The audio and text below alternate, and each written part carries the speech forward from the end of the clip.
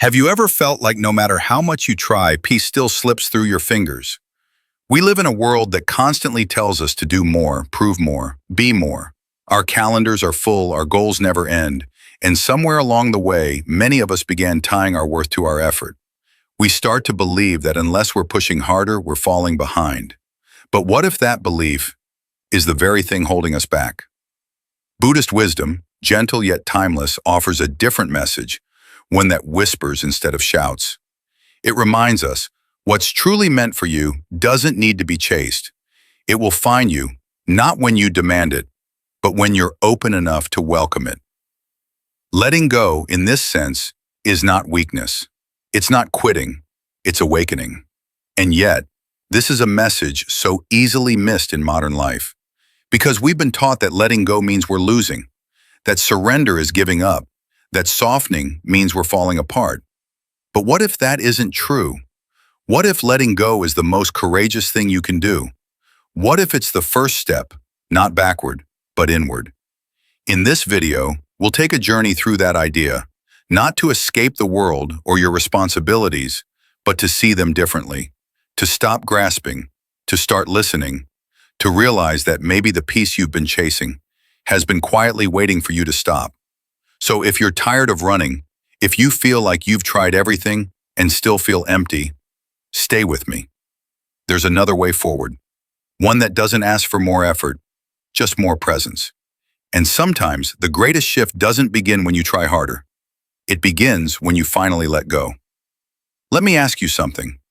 What if the very thing you're clinging to is the reason you feel stuck? After all, we live in a culture that praises the chase. Hustle harder, never settle, keep pushing. From a young age, we're told that success means never giving up. Keep climbing, even if you're exhausted, even if your heart quietly pleads for rest. But Buddhism invites a different kind of courage, the courage to soften, to stop fighting the current, and start listening to the flow. Picture a river. It doesn't crash through the rocks, it curves gently around them. It yields, not because it's weak, but because it understands something deeper. It knows its power doesn't lie in force, but in fluidity. Can the same be true for you? We often mistake letting go as a kind of failure, like giving up. But in the Buddhist path, letting go is not defeat, it's awakening. It's the moment you stop grasping at what's not meant for you and start receiving what is. There's a quiet story of a man whose world fell apart. Job gone, relationship ended, identity shattered. For months, he fought to keep everything together, piling effort upon effort to fix what had broken. But the more he clung, the more he suffered. Until one night, in silence, he whispered, "I don't know anymore." And in that simple release, something inside him softened. It wasn't his circumstances that changed. It was his willingness to let go. You see, sometimes life doesn't begin when we hold tighter. It begins when we finally open our hands. Ask yourself honestly, what are you holding on to that no longer serves you? An expectation? A version of success that was never truly yours? A memory that has long expired? Letting go isn't about loss. It's about creating space for clarity, for peace, for the next chapter to gently arrive. As the Zen saying goes, when I let go of what I am, I become what I might be. And that's not weakness, that's transformation. So right now, take a slow breath with me. Not to fix anything, not to chase anything, just to pause. Because you don't have to chase what's already aligned with your soul. You just need to stop resisting it. In the next lesson, we'll explore how simplifying your inner space makes room for deeper peace. But for now, let this truth settle in. Letting go is not the end, it's the beginning. Have you ever felt like you're alive but not really here? Like you're rushing through the motions of life, chasing success, love, or some version of happiness, but still feeling empty inside? We tell ourselves, one day when everything falls into place, I'll finally feel peace. But what if that day never comes? Not because it's impossible, but because it's already here and we're just too distracted to notice. Buddhist wisdom gently reminds us, the past is just a memory, the future only a projection of the mind. But this moment, this breath, this heartbeat is the only place where life actually happens, and yet most of us are rarely present. We dwell in regrets, We rehearse future fears. We carry old conversations like heavy luggage and plan for a future we can't control. In doing so, we miss the only real thing we ever truly have, the now. There's a story of a young woman lost in the fog of confusion. Her dreams had fallen apart. Her relationship had ended. She felt like her life had slipped through her fingers. One day, she sat beneath a tree, not to find answers, but simply because she was too tired to keep running. And in that stillness, something unexpected happened. She listened. To the rustling of leaves, to her breath moving gently in and out, to the distant sound of birdsong. And for the first time in a long while, she felt alive. Not because her life had changed, but because she had arrived. You see, presence isn't something we earn. It's not a reward we receive when everything is perfect. It's a return to what has always been here, patiently waiting for us to notice. Peace doesn't live in the future. It lives in this exact moment, the one you're living right now. Whether you're sipping tea, watching the rain, or feeling your breath rise and fall. Zen teaches us that the present moment is not ordinary. It is sacred. It is the doorway to clarity, healing, and meaning. So if your mind is racing today, if your heart feels distant or restless, don't try to fix everything. Just pause. Place a hand on your chest. Breathe. You don't need to find peace. You only need to stop running from it. Because it's not ahead of you, it's already here, waiting in the quiet space beneath your thoughts. In the next part, we'll explore a powerful truth. You are not your thoughts. But before we go there, ask yourself, right now, in this moment, are you here? Have you ever been caught in a storm, not outside, but inside your mind? The thunder of self-doubt, the downpour of anxiety, the fog of insecurity, they come suddenly, and before we know it, we start to believe that storm is who we are. But what if I told you, you're not the storm, you're the sky? Thoughts are not the truth, they're not commands. They're just visitors, temporary, shifting, and often unreliable. Like clouds, they drift in and out, casting shadows for a while, but never altering the vastness of the sky. Your awareness, the one quietly noticing all of it, remains untouched. There's a story of a man whose heart was buried beneath pain. He believed every thought his mind told him, I'm not enough. Nothing will ever get better. I'll always feel this way. These thoughts played like a broken record day after day, until one evening, exhausted by the noise, he just sat still. Not to escape, not to fix, just to watch. And in that quiet, something shifted. He began to see that the pain didn't come from the thoughts themselves, but from believing they were real. It was like stepping out of a theater and realizing the movie wasn't life. It was just a story on a screen. You see, the moment we stop identifying with every thought, we find freedom. Try this. The next time a thought arises, maybe it's judgment, doubt, fear, just notice it. Don't chase it, don't fight it. Simply say in your heart, ah, a thought. And then let it pass, like a leaf floating down a stream. That space, the moment between noticing and reacting, that's where peace lives. That's where you meet your true self. Because you are not your anger. You are not your anxiety. You are not your shame.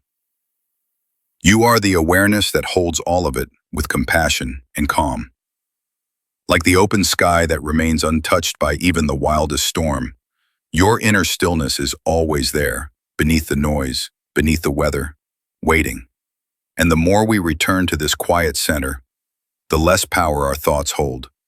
We stop being ruled by them and start watching them with gentleness, with wisdom.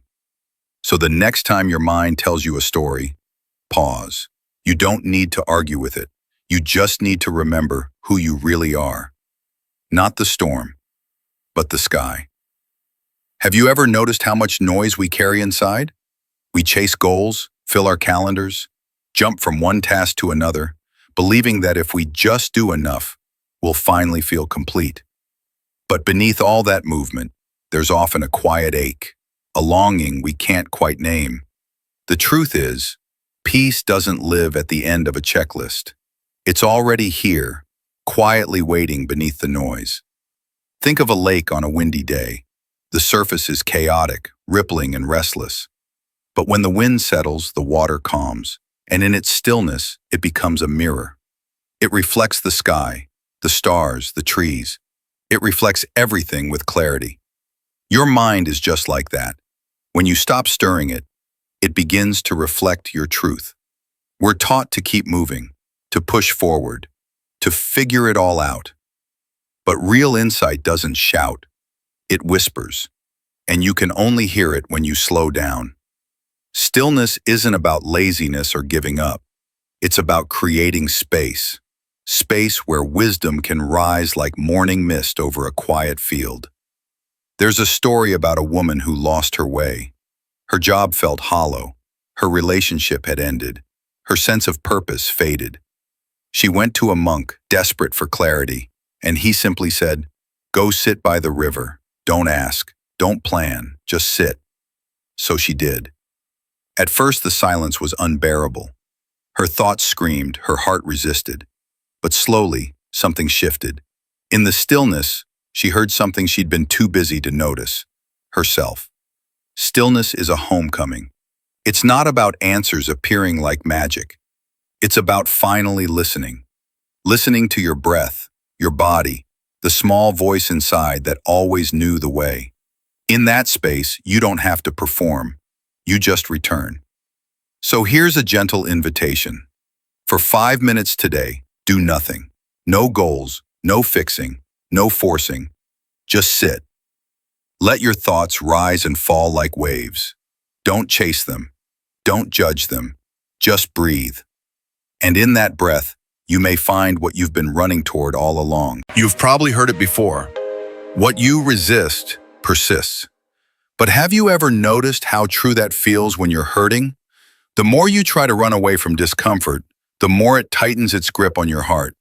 The more you demand life to be different, the more life feels like a battle. And yet, what if the doorway to peace is not in fighting the pain, but in finally sitting with it? Imagine your suffering as a fire. When you flail, scream, or try to stamp it out, you only get burned. But when you approach it with stillness, with breath, with presence, it transforms. That same fire once feared now lights your path. In Buddhism, we are not taught to erase pain, but to witness it, to bow to its presence like a guest with something to teach us. There's a story of a man who lost everything: his job, his partner, his purpose. For months, he tried to stay busy, to fix his life like solving a broken puzzle. But nothing worked. One evening, exhausted, he sat alone in silence, and instead of asking, "How do I make this stop?" he whispered, "Maybe this is what I need to feel." And in that surrender, something shifted, not outside but inside. Acceptance is not giving up. It's giving in to this moment, to the truth that healing does not begin when things get better, but when we stop insisting that they must. You don't need to like the pain, but you can stop treating it like a mistake. You can stop pretending you're supposed to be invincible. Your heart is tender for a reason. It's meant to feel, not to conquer. So the next time sadness visits or fear rises, don't run. Breathe. Sit with it like you would sit beside an old friend. Ask gently, "What are you here to show me?" You might be surprised how pain softens when it's seen, not silenced. Because peace isn't found in the next perfect moment. It's born the moment we stop rejecting this one. Have you ever paused and asked yourself, who am I? Without the labels, the roles, or the expectations of others. We grow up in a world that teaches us to become someone, to achieve, to impress, to never fail. And slowly the masks we wear begin to feel like our face. But Buddhist wisdom doesn't ask us to become something new. It invites us to peel away everything we are not, the stories, the identities, the roles we picked up just to feel accepted. Like the story of the sculptor who was asked how he carved a lion from a block of stone. He simply said, "I just removed everything that wasn't the lion." Awakening is the same. It's not about adding, it's about releasing. Because you were not born broken. You were born as spaciousness, presence, peace. Long before the world started writing on you. When you return to that essence, comparison loses its power. Expectations fall away. You begin to live not to perform, but to simply be. And that is the beginning of real freedom. We often think kindness means giving more, sacrificing more, emptying ourselves for others. But real compassion, lasting, healing, powerful, doesn't start from depletion. It starts from nourishment. You cannot pour from an empty cup. You cannot light the way if your own flame is flickering. Some people spend their entire lives searching for peace, learning, serving, giving, and still feel like something's missing, until one day they stop running. And in that stillness, they realize peace was never gone. It was simply buried beneath the noise of forgetting. So ask yourself, do I treat myself with the same kindness I offer others? When a friend makes a mistake, you forgive them. But when you fall, do you give yourself grace? Or do you tighten the grip of judgment? Self-compassion isn't ego. It's courage. The courage to sit with what hurts, to soften the voice inside, and to love yourself through the process. When you're full, your love flows without effort. And that's the most beautiful kind of giving.